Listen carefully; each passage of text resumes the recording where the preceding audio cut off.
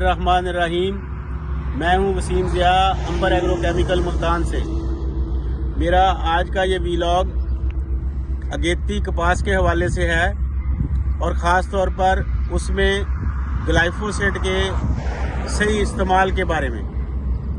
अगेती कपास जो ग्लाइफोसेट फ्री हो, ट्रिपल जीन हो, ऐसी कपास जिस पर ग्लाइफोसेट का स्प्रे किया जा सकता हो, उस पर ग्लाइफोसेट अर्ली स्टेज पर कर लेनी चाहिए ताकि जड़ी बूटियाँ कपास की जो फसल है उसका शेयर जो है खुराक की शक्ल में ना हासिल कर सके।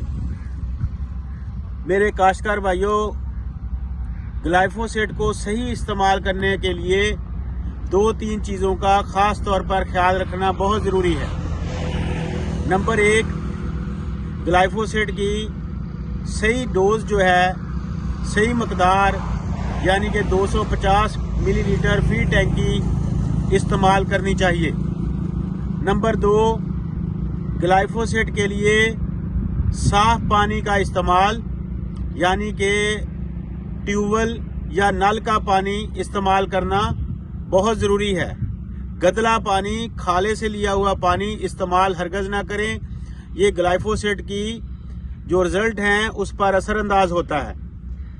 नंबर 3, ग्लाइफोसेट को जड़ी बूटी मारने वाली नोज़ल के इस्तेमाल से करना है। इसके लिए जो फ्लैट फैन नोज़ल होती है या टी जेट नोज़ल होती है उसका इस्तेमाल करना है, जो कि हम जड़ी बूटी कंट्रोल करने के लिए बाकी जहरों के लिए इस्तेमाल करते हैं। इसके अलावा 2 चीज़ों का और भी ख्याल रखें कि ग्लाइफोसेट डीले मूरक पर बिल्कुल काम नहीं करती। जहां पे मूरक का हमला हो कपास में तो उसके लिए ग्लाइफोसेट को मूरक के कंट्रोल के लिए इस्तेमाल ना करें, उसका कोई फ़ायदा नहीं होगा। अगली बात कि अगर आपकी कपास में तल्ला है और तल्ला जो है वो ग्लाइफोसेट से पूरी तरह कंट्रोल नहीं होता, तो 100 ml कोज़ेलोफाम, काम, गजोनर का साथ इस्तेमाल ग्लाइफोसेट के ज़रूर कर लें ताकि आपकी कपास जो है वो जड़ी बूटियों से मुकम्मल तौर पर साफ़ हो जाए। तो ये ग्लाइफोसेट के हवाले से मेरी चंद गुजारिशात थी। इस पर अगर हमारे काश्तकार भाई अमल करेंगे तो मैक्सिमम रिजल्ट जो हैं वो ग्लाइफोसेट से हासिल कर सकते हैं।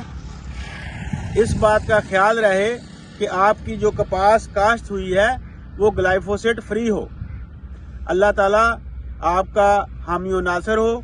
अंबर एग्रो केमिकल्स, तिजारत खिदमत साथ साथ। अंबर एग्रो धूम मचाए, घर किसान के खुशहाली लाए।